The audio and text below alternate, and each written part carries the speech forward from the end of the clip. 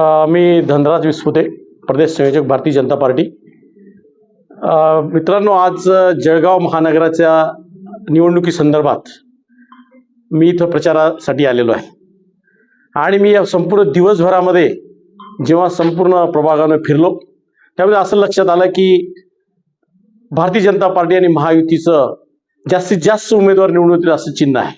याचं कारण आहे, कारण भारतीय जनता पार्टीच्या केंद्रापासून राज्यापर्यंत संपूर्ण सत्ता आहे आणि विकासात्मक दृष्टिकोनातून ही सत्ता महत्वाची आहे। मधल्या 2.5 वर्ष थोडा गॅप पडला, आपलं सरकार नव्हतं, परंतु त्याची पूर्ण भर आता या महानगरपालिकेच्या आलेल्या त्यांचा जो जाहीरनामा आहे, महायुतीचा जाहीरनामा, हा जाहीरनामा जर पाहिला असता ते जळगाव जिल्ह्याची निश्चितच प्रगती होईल आणि डेव्हलपमेंट होईल। आणि याच्यामध्ये तुम्हाला सांगतो की या महायुतीचे जे शिल्पकार आहेत, आदरणीय गिरीश भाऊ आणि मंगेश दादा असतील, यांच्या माध्यमातून या जळगाव शहराचं निश्चितच विकासात्मक धोरण आहे आणि त्याच्यामध्ये राजू मामा असतील आणि राजू मामांच्या या माध्यमातून आम्ही पाहतोय की याचा विकास कसा झालेला आहे आणि गल्ली ते दिल्लीपर्यंत आपलं शासन असलं पाहिजे। त्याच्यामुळे या जळगाव महानगरामध्ये सुद्धा या भारतीय जनता पार्टीचं महायुतीचं महापौर झाला पाहिजे, सगळ्यात महत्वाचं आहे। आणि आज आदरणीय नरेंद्र मोदी साहेब असतील, फडणवीस साहेब असतील आणि त्यामध्ये आणि विकासात्मक दृष्टिकोनातून निश्चितच मला खात्री आहे की या जळगाव शहराचा निश्चितच चांगला विकास होईल असं मला खात्रीपूर्वक वाटतं।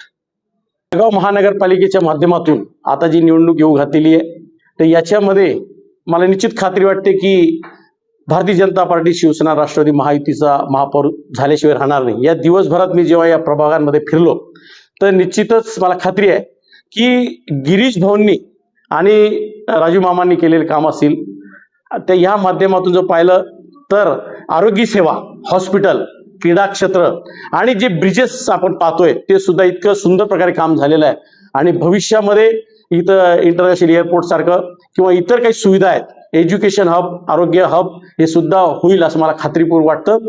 आणि अशा जर डेव्हलपमेंट होत असतील तर केंद्रापासून तर या जळगाव महानगरपालिकेपर्यंत एकच सत्ता असली पाहिजे आणि महायुतीची सत्ता निश्चितच येईल असं मला खात्रीपूर्वक वाटतं।